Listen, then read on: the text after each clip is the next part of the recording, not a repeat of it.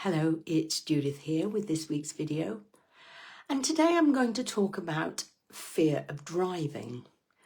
I mentioned this very briefly in a recent video, probably the one where I was talking about fear of flying, and somebody said to me, "You've never talked about that before." Most things I have talked about before, and they're absolutely right. I haven't talked about it before.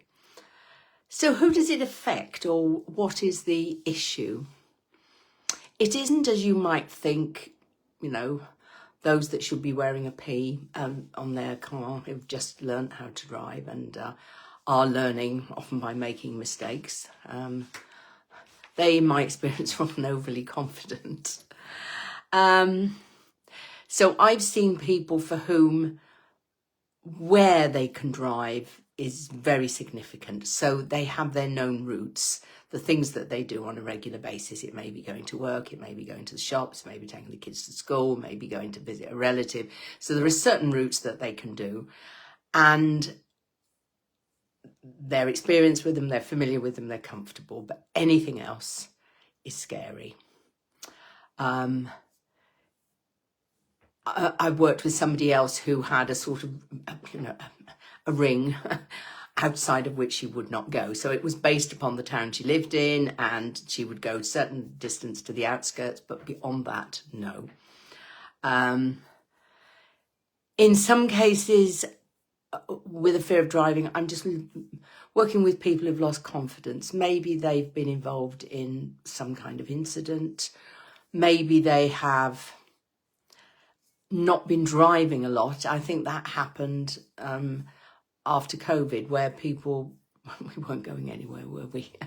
And often couples were at home and one of the partners did the driving and the other one just got out of the habit. And if you've not got a huge driving experience and you don't drive for a very, sort of a short period of time, and it could have, in that circumstance, have been a couple of years really, then you've just lost your confidence. It can often go with anxiety. So I've certainly had anxiety clients who have not been able to drive to my house and have been brought by somebody. And it's a really exciting point when we get to the point where they think, actually, I think I could drive myself this time, and arrive on their own in their car. And that's it's a real, some of the changes are subtle and slow, but that's a really big achievement. Some people have problems driving in the dark. They're fine driving anywhere in the daylight, but are less comfortable when it's dark, and even more so when it's dark and raining. And I can understand that. I can think of a journey I did recently where it was dark and raining and I didn't know where I was going, and I did get lost, so I didn't know where I was going even more. And yes, it was hard work, whereas for me, driving is normally a pleasure. It's easy. I don't even think about it. But this, I had to sort myself out. And obviously, well, maybe not obviously, you may not know because you're young and haven't hit this problem, but as we get older, frequently, particularly if we start to develop cataracts, then driving in the dark can be difficult. And I don't know if it's just me being old-fashioned, but car lights are so much brighter than they used to be. Now, that's a good thing because it means you can see better if you're in the inside, but it also means you get more glare on the outside. And also, cars are bigger and higher, so the lights are more in your eyes. But anyway, sorry, I digress. Just having a little grumble. So all of those things, the most prevalent in terms of the people that I've seen are not being able to drive on motorways.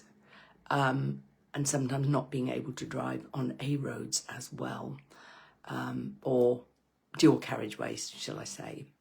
And these are frequently people who have been fine and to whom nothing has happened, but all of a sudden they are struggling with just the whole busyness of the motorway, the need to be in the right lane and to change lanes and to overtake, and all of those things can be seen as difficult. And I have had people who've come to me really, really scared because their they get close to having a panic attack while driving, which is not a good idea. So that limits the roads you can go on. So you have to go on a road where you can stop if you're afraid. I don't think I've seen anybody, or maybe one, who'd actually had a panic attack in a car and had to stop. If you're on the motorway, if there's a hard shoulder, and sometimes there isn't, then obviously you can stop there, but it's not a very safe place to stop and have a panic attack. And, you know, on some roads there is nowhere to stop. So, and what happens there is the classic that I've talked about before, you know, one thing drives another, thoughts drive feelings, which drive behaviour. So the more, if you've had a panic attack or come close to having a panic attack while driving, I mean, this is serious stuff, isn't it? Panic attacks are bad enough, but they don't kill you. But having a panic attack in a car could kill you while you're driving, could kill you and other people. So you get this, I'm worried about having a panic attack, so I'm going to be very limited in the roads that I drive on and the journeys that I do, and it just gets worse and worse and worse, and everything becomes more and more scary. And guess what? The answer is the same as fear of flying, fear of needles, fear of anything, and that is to retrain your brain, to break the habit, and to learn by repetition, it's as simple as that, how to feel safe in all of the situations that you currently struggle with, be it motorway or, you know, driving outside a certain area. So to be quite comfortable with doing that, to have confidence that you can do that. It's just literally just changing your mindset, changing your habit, relearning how to be how you want to be in those situations. So if any of this resonates with you, or if you know anybody else with whom it resonates, then please don't keep suffering. I really, really, and this may seem, it may come across as false, and if it does, it does, but it is absolutely genuine. I'm not here talking about these things and say, come talk to me because I want clients and I want money. Yeah, we all need money, and I don't like a day when I don't have a client. I like to have clients.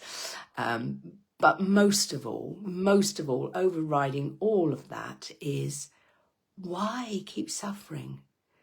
Because it grows. So you then begin to feel that you're limited, you lose confidence, it affects your self-esteem, and it spreads into other areas of your life because you feel stupid, not to be too rude, you feel stupid. Why on earth can't I used to be able to drive on a motorway, I used to drive miles on the motorway, and now I can't go near one. And you feel foolish and inadequate and any of those other things, or all. But it does have an effect on you generally, and that means it has an effect on every aspect of your life and your family's life and your friends and your employers and. So what might seem like something that you've just got to put up with and manage around is actually much more important than that. So please, either you or whoever you know, get them to talk to me. Just come and have a chat, nothing more, and let's see if I can get them back on the road.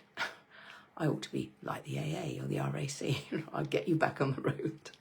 Okay then, that's it for this week, and I look forward to seeing you next week. And until then, stay safe wherever you are, wherever you're driving, and take care of yourself.